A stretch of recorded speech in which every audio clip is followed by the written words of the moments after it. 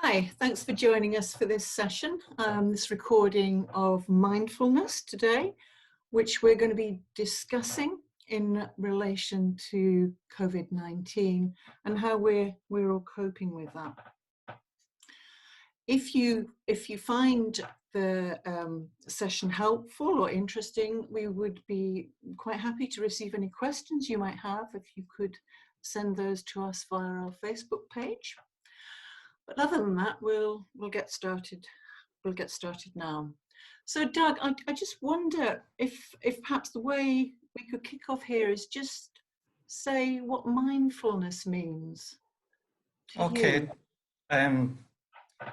Mindfulness is really a method, it's a tool that we can learn to use to help us deal with life. And especially with what's going on just now, and with so much anxiety and stress about what's happening, learning mindfulness can be a great way to help you cope with it. So it's a tool for dealing with stress or anxiety or lifestyle. Yeah, anything, can be anything. There's a few things to clear up, though. Mindfulness is not about emptying your mind. A lot of people think that mindfulness is about trying to clear your mind of thoughts and thinking. That's not what it's about, and nobody can actually do that. It's just impossible. Yeah.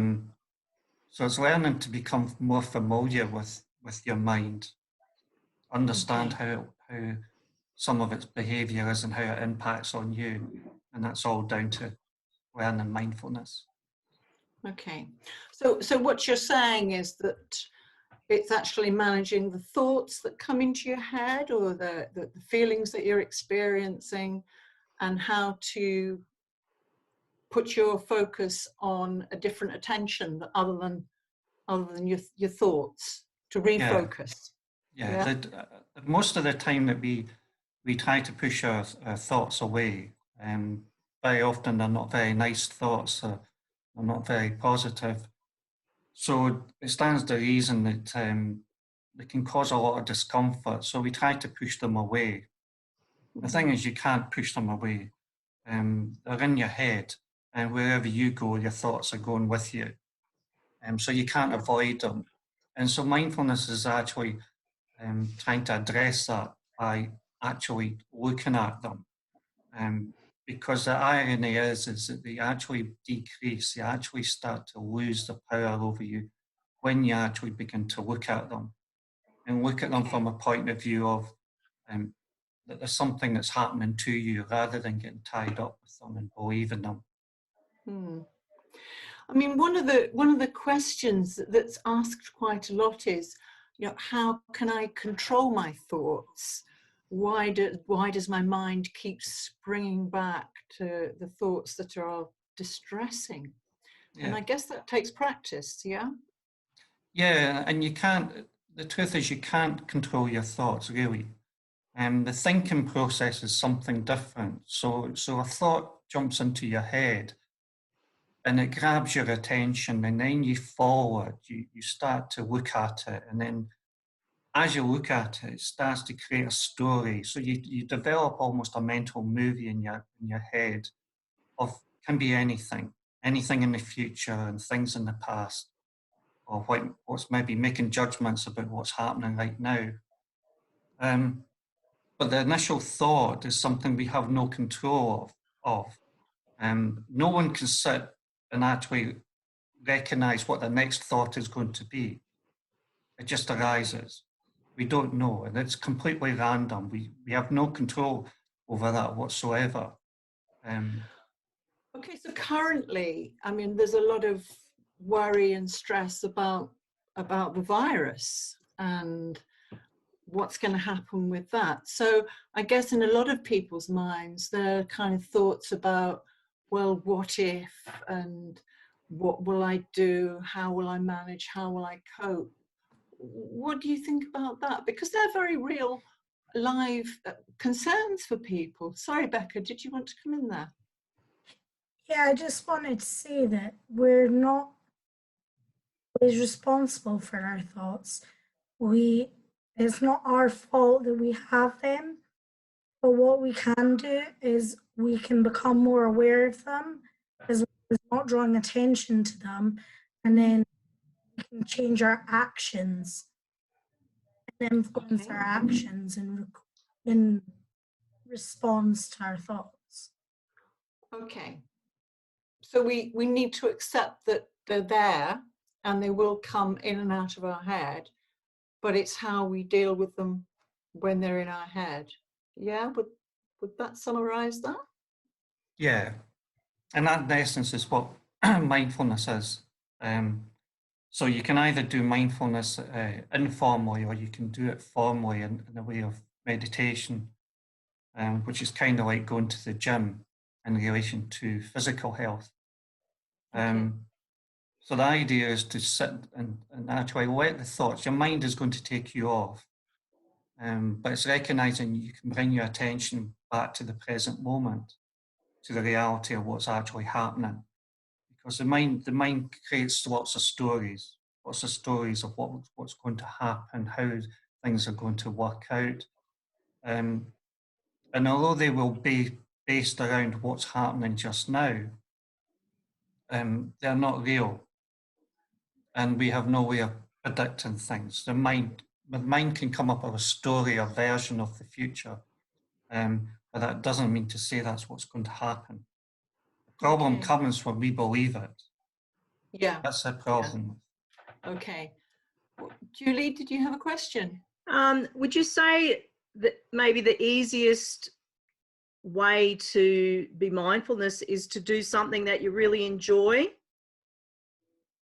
Yeah, you'll find that. You know, so I know it takes a lot of practice and things, but it's probably easier for someone to do something more mindful if they enjoy the activity. Yeah, if you, I would imagine that most people, that virtually everybody has experienced mindfulness. It's just that they probably weren't aware that it was mindfulness. It's that experience of when you're actually totally caught up in the moment. Now, that can be doing any kind of hobby. It can be doing gardening, going for a walk, playing with the kids. It could even be involved sort of watching something on the TV, but your attention is purely on the thing that you're doing. Mm-hmm. And if your attention is on that, on what the present moment is, it can't be on what the mind is trying to create. It can't deal with two things at once. Where you place your attention on becomes your reality. Okay. Rebecca. Just coming on from that, I think a good example is when you're horse riding. So I used to horse ride, and you spend more time, you're focused, and even though you have all these thoughts coming into your mind, you're still focusing on how the reins feel in your hands, focusing on the horse and how to steer it, how to jump those jumps, what your reactions are going to be. You're Okay. taking your time and you're noticing. Okay. So the focus is on the present moment. Yeah? Exactly. Yeah. Yeah. So there was a question about how can mindfulness perhaps benefit the actual physical brain? Can it repair bits of the brain? It's not so much repairing bits of the brain, but there has been studies and research done into people having brain scans prior to doing an 8-week course and then after the 8-week course. And there's changes to certain parts of the brain, mainly the amygdala is one of them, which is a fight or flight. It decreases in size. That's very relevant to what's happening just now, because all the anxiety and fear that people are feeling with what's going on is actually due to activation of the amygdala, which is a perfectly normal activation of something that we fear. And this comes from an evolutionary point of view, is that the way the brain has been designed hundreds of thousands of years ago it's to keep us safe. But back when it was developed, our fears were saber-toothed tigers and bears or wolves. So in some sense, you can actually think of this virus that's happening just now as our modern day saber-toothed tiger. It's stimulating that part of the brain, it's causing the fear and anxiety. So the brain activates that and the body's reacting to this. Right. Okay. So the virus is the saber-toothed tiger. In a sense, that's one way. That's one way to analogy, think about it. Yeah. Rebecca. And I think it's important to say that people have different sensitivities to this, and some people will cope well, some people won't cope as well. And that's okay. It just means that you have a different sensitivity to what's going on and your fight or flight. Okay, that's a helpful point, actually, Rebecca. Yeah. What about your immunity? Because mindfulness can benefit our immune response. Is that correct? Yeah. Again, there's been some research done on this. With it doesn't specifically have to be mindfulness. Any kind of relaxation. But ironically, mindfulness is not actually a relaxation technique. Relaxation is a side effect of mindfulness. Mindfulness is being alert. It's using your awareness. It's developing your ability to focus and move your attention from the mind into the present moment. Okay. But the studies have been showing that yes, that stress depletes your immune system. So the more stressed out that you are, that your immune system is actually being affected by it. Yeah. And again, coming back to the irony of what's happening just now is because people should be looking to have their immune system as healthy as possible. Getting stressed out over what's happening is actually the worst thing you can do. It's depleting your your immune system. Yeah. I guess the focus is more on what you can do at this time, at this moment, at this place, rather than months down the line or tomorrow or next week. Yeah. Yeah, because that's really what you need to act on. You need to act on what you can do, and that's all been brought up. You know, the washing the hands, the isolation, all these things, and about limiting your how much time you spend around people, which has to be limited anyway. But these are all actions that you can put in place. But the mind will still go off and can create scenarios, what if, especially about the future.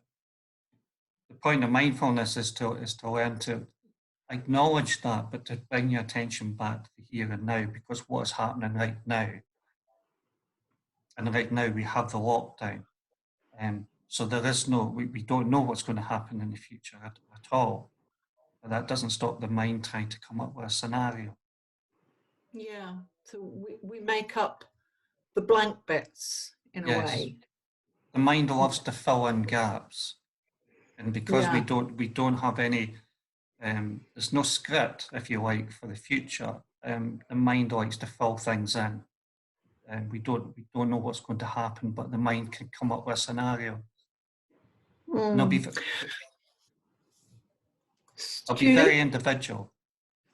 So would you say it's all about what you can control, not what you can't control, to concentrate on what can you control? Yeah. To save your mind running off, going down sort of pathways that you've got no control over and it's never ending. Yeah. So the irony with it, with mindfulness is that you're to be in the present moment. So in the present moment, you will make a decision about isolating yourself. You will make a decision in the present moment about washing your hands, about hygiene, about keeping things sterile. That all happens in the present moment. If your mind is wandering off to what if, it's actually that these are the times that you can actually then forget what you're doing in the present moment and put yourself into more danger because your mind's away elsewhere. Mm-hmm. It's not in the present moment. So is it our everybody's responsibility to ground themselves and, you know, make the right choices and, you know. As much as possible, because mindfulness is a skill that you need to develop. And one of the hardest things that human beings find hard is to be in the present moment. Our attention goes to our mind, and our mind just time travels. It's either in the future or it's in the past. So it's very difficult for us to bring ourselves into the present moment. But if you think about it, everything you do happens in the present moment. You can't wash your hands in the future. No. You can't isolate yourself tomorrow because it's not there. I guess one of the ways of maybe practicing that mindfulness is when you're washing your hands, and we are washing our hands a lot, is to actually focus on that art. You know, feeling the water going over your hands, what the soap feels like being rubbed into your fingers, what it feels like rinsing your hands and drying them. So that's the kind of thing that you could do in practicing mindfulness. Yeah. Just to focus on the here and now. Yeah. It sounds really daft, and it feels strange to be doing that, but it's actually, it's one of the techniques. So Becca. washing. So when you're washing your hands, if thoughts come into your head, which they will, it's about maybe perhaps looking at that water draining away and draining those thoughts with it. You can, or trying to go with the sensation of the water on your hand. There could be the smell of the soap as well. Yeah. So you're looking to use your sensations to bring you back into the present moment. Yeah. So it's a very sensory activity that we're feeling it with our hands. You can smell it, you can taste it. It's focusing on those senses at that time, at that moment. Yeah. And that's how to practice. That's one of the ways to practice, yeah. And then taking that through to meditation, which is, I guess, a formalization of that, really allowing yourself a space to focus on the here and now and to let your thoughts come, and then just to shift them away and focus back on your breathing or whatever you're using as a method of focusing yourself or grounding yourself. Julie? No, do you think it's a really good time now for people to actually try mindfulness? Simply because everybody's home and some people aren't working, and they've got so much time now to think, you know, they're on their own. Most of them are on their own. And that's when a lot of thoughts start to, you know, you start listening to your thoughts more when you're on your own. You've got nothing to occupy yourself with. So do you think, now would be a great time to start playing around and seeing what works? Just take the opportunity. If you're locked in the house, use that time. And it doesn't have to be. It's not spending hours doing meditations. If that's what you want to do, then you do that. But for the most part, it's 10 minutes. Now it could be 10 minutes in the morning. It could be 10 minutes at night. But whenever you start this, when you start mindfulness, and there's we're going to have a resource page linked with this video that's going to be on Facebook that will take you down to websites that can take this further. For people starting with mindfulness, is you start small. So if you struggle with 10 minutes, then you do 5 minutes. There doesn't have to be a rule to this. You do what you need to do, even if it's only a couple of minutes that you can manage. The idea is just to start, make that first step. Yeah. Okay. Well, I think that's probably us for the moment, and we hope you found this useful. We do have open mindfulness meditation sessions on Mondays at 2 o'clock and on Thursdays at 6 o'clock. And you'll find the instructions on how to join in those sessions on our Facebook page, and we'd be really glad if you made use of that. Well, thanks very much for joining us, and I hope you found it useful today. Thank you. Thank you, everyone.